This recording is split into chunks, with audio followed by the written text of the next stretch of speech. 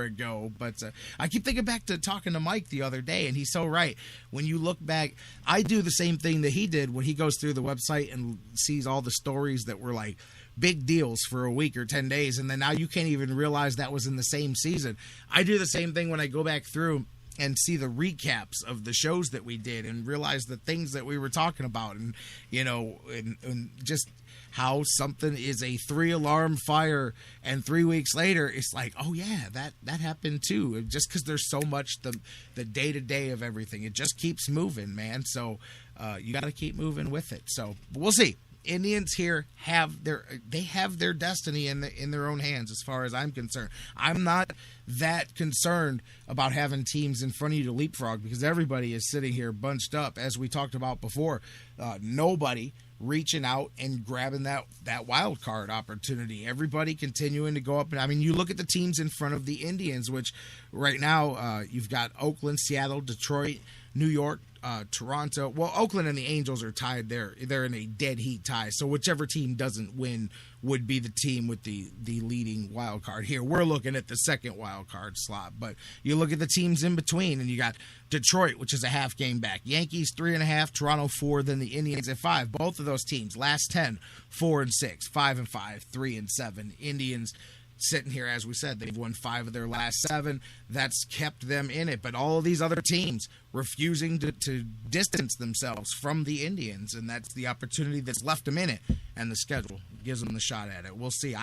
My point is, they don't have to win 10 straight, but they do have to win 2 out of every 3 here, 3 out of every 4, especially during a 9-game stretch here where you're playing teams with the records of the teams that you're playing. Houston's 21 games under 500. Minnesota 13 games under 500. Chicago not as bad, but even there still half a dozen games or so under 500. So there's your shot. Take it. Go get it. Because if not, you can say we've still got Detroit and we've still got Kansas City, but you can't waste bullets. You can't waste opportunities, especially when your window is as narrow as it is. Tribe off tonight. Nothing to look to tonight. Tomorrow, Jeff Gorman from Indians101.com. He'll be here, and we will dig in and preview. As Dan Wismar will probably remind us here a little bit later on when he joins us, you do not in any way look ahead of the Minnesota Twins. That is true, because Gardy's always got them guys ready to play, and they always seem to play well. They play better against the Indians. They come up for us, so we can't look past them, but we've got to beat them. We'll talk about that tomorrow. Jeff Gorman from Indians101.com, and we're not done talking Tribe. We'll talk some more Tribe when Dan Wismar joins us just about 30 minutes from now. So Indians fans, have no fear. We'll talk some more Indians a little bit later on in the show. I'll see where Dan is kind of taking the temperature of things here after the last time we talked. Sit tight. We're going to get you a break and some news, and after the news, when we come back, John McMullen for Sports Network going to join us, and we will talk about the NFL as they're midway through the preseason, and the Browns, Redskins. They've got the spotlight of the NFL today, not just because they've got Johnny Football, although some people are interested in that guy too, but because they're playing tonight. We'll talk about all of that, preview the game, some position battles. Hey, a lot of hay to be made tonight because some decisions need to be made in the next couple of days. The Browns plan on moving forward for the season this week, getting things ready. So tonight going to be important for guys fighting for jobs. John McMullen from the Sports Network joins us next to preview some Monday Night Football. Right next after the... Why did I just say right next? Right up next. Come on, y'all. I reckon it's right next after the news. Don't go anywhere. The Sports Fix will be right back with John McMullen from the Sports Network. It's a long way to the top if you want to rock and roll.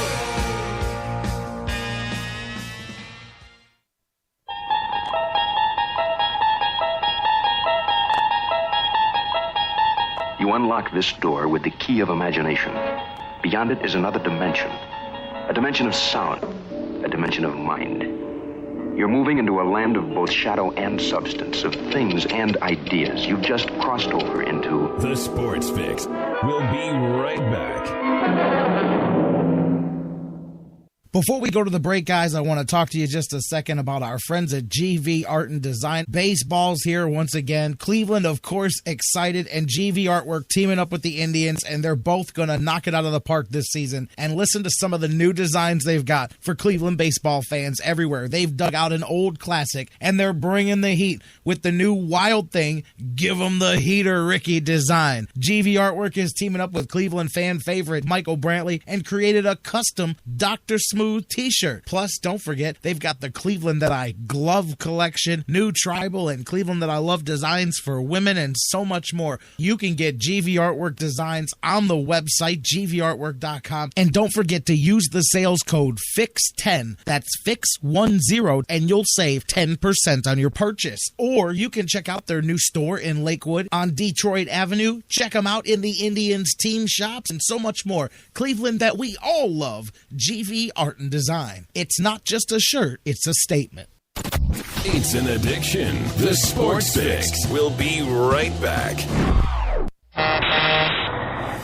Whether it's an oil change or a new set of tires, Quick Lane at Valley Ford Truck has you covered for your automotive car care needs. They're your neighborhood quick service experts. They also offer a low price tire guarantee.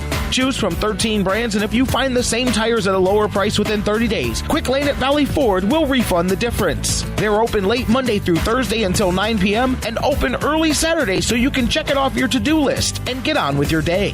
They also have a newly remodeled service lounge and additional service bay just for Quick Lane oil changes. Quick Lane at Valley Ford Truck is located at 5715 Canal Road, right under the 480 Bridge in Valley View, just down the road from Independence. 5715 Canal Road, right under the 480 Bridge in Valley View, just down the road from Independence. Come see why life is better in the Quick Lane. QuickLane.com/Valley Ford Truck. That's QuickLane.com/Valley Ford Truck.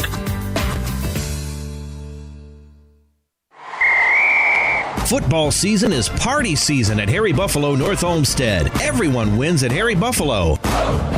Every Saturday is Coors Light College Football Saturday with $6 pitchers, 4 bottles for $10, and the Buckeyes in full HD. Football season is most definitely party season, and your headquarters is Harry Buffalo North Olmsted all winter long. Harry Buffalo, join the herd.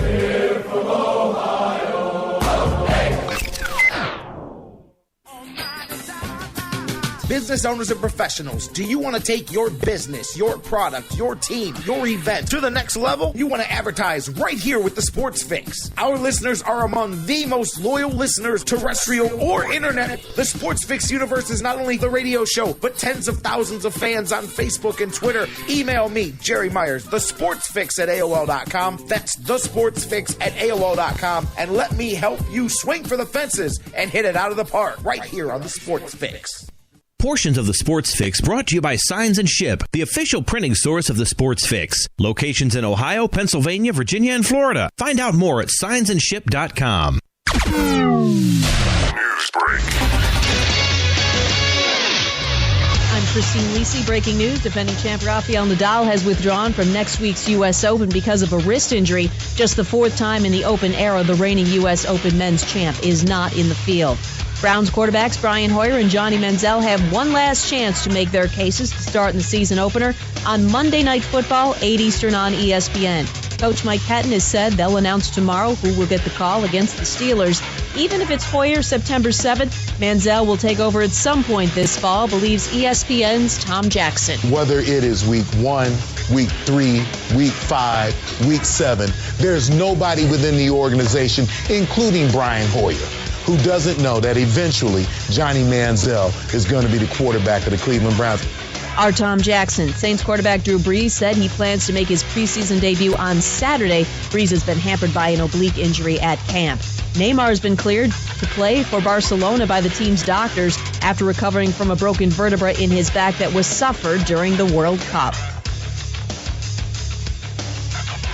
Sports Center on ESPN Radio is brought to you by the full juicy flavor of Johnsonville sausage. Visit johnsonville.com for affordable recipes perfect for game time or anytime. Johnsonville, served with pride since 1945. You're listening to the Sports Fix.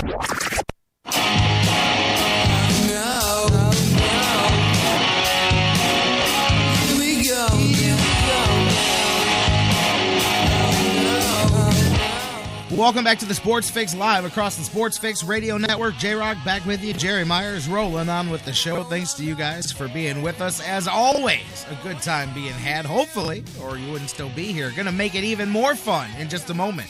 My man, John McMullen from the Sports Network, going to join us. And, you know, during the season, we would be looking back, but Browns playing in the spotlight. Well, you know, preseason, but it's still in the spotlight of Monday Night Football. And so that means they've got the center stage.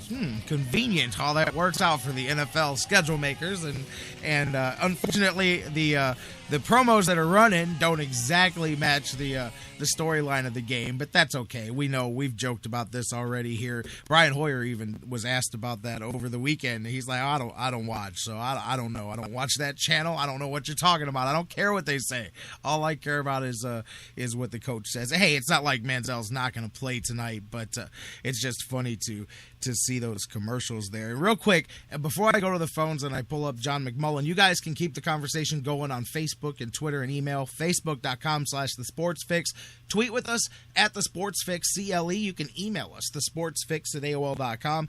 And real quick, and I'm going to pull John up to get his reaction as I tell this story here in a moment, but I saw something over the weekend. ESPN put it out, and I want to make sure I credit the lady who wrote it, Ashley Fox. And I'll tell you, this was something I hadn't heard before, and I thought this was really an interesting story for those of you that wonder, you know, maybe what is it, especially for those of you that aren't, sold on Brian Hoyer, perhaps. And I get that. There's only a small body of work. But a lot of those people, one of the biggest things they ask me is, you know, what is it? What is it with Pettine? What does he see in Hoyer? Or what is it with this? Why is it so, you know, the way they're doing it? And that is an interesting question because teams don't just take a guy for no reason in the first round. I mean, we know that. We've talked about all of this, but I saw an interesting story, and I don't know if you guys did.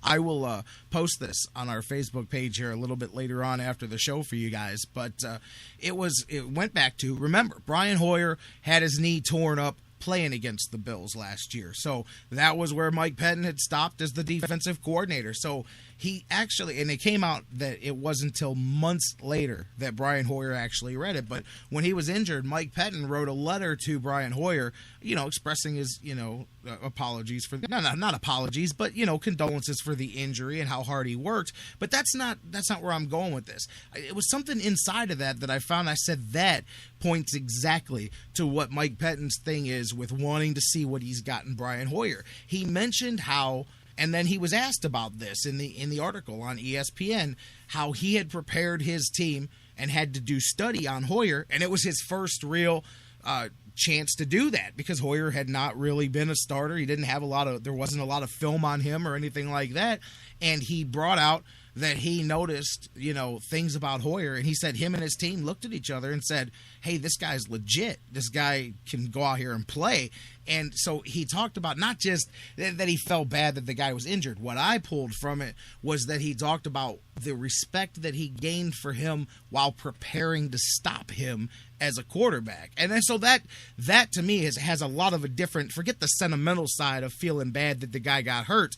That's a tactical thing. That's a coach, you know, and what he perhaps or hopes that he recognized in Brian Hoyer. That speaks a bit to why he perhaps is more willing than the average coach would be to say, what's it going to hurt me to see what happens here? I mean, worst comes to worst, Johnny starts 14 games this season instead of 16. I mean, what's the worst thing that can happen? We lose a game, you know? But it kind of served as it really says that is not, it's not just, well, the guy won 2 games. He won 3 if you count the other one. No, there's a specific tactical reason why he has some, not only respect for the game and for the comeback. 10 months after ACL, I think has been really overlooked by a lot of people. But not only the comeback, but the looking into him and studying him and seeing him, that was where he said, you know what, I saw something, and I want to see if I was crazy or not. Let's go out here and see what this guy's got. Now, with that being said, let me go to the phones, pull up my man John McMullen from the Sports Network, and we can kind of jump right in on that. John, how you doing today?